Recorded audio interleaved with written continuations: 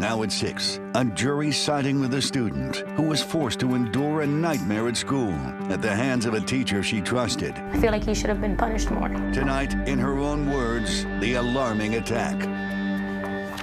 Hello again and good evening, everybody. This student awarded nearly $50 million. But she says it's not enough for stealing her innocence. 7's Rebecca Vargas is live in Miami with the story. Rebecca. Yeah, she was just 16 years old at the time of this crime, a sophomore at South-Dade High School. Now, 4 years later, she's 20 years old and speaking out, saying that this verdict is sending a message to abusers. I feel like I am making a difference, but no amount of money would ever change that. $49.3 million.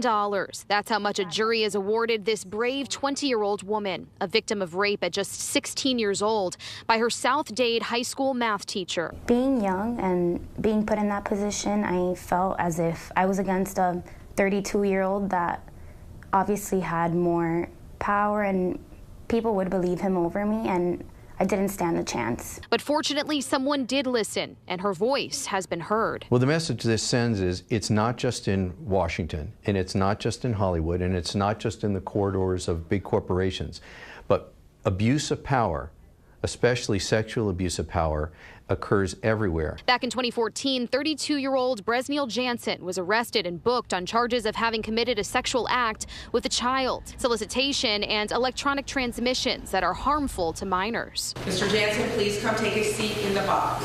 The 32-year-old math teacher would plead guilty. He was sentenced to 10 years probation and registered as a sex offender for life, but would later be placed in jail after violating that probation. This could have been prevented in many ways. Years before, the victim's lawyer says Jansen sent sexual text messages to another student, but the parents found out and alerted the school district. Well, the hope is that maybe the people at the school system have learned some lessons from this. The jury's multi-million-dollar verdict sending a message that abuse of power will not be tolerated. To get a $30 million punitive damage award means that a jury decided this was a really horrible thing that happened. It was done intentionally and it really caused harm. 4 years of pain still raw. When asked if justice was served in that courtroom Tuesday, I do and I don't.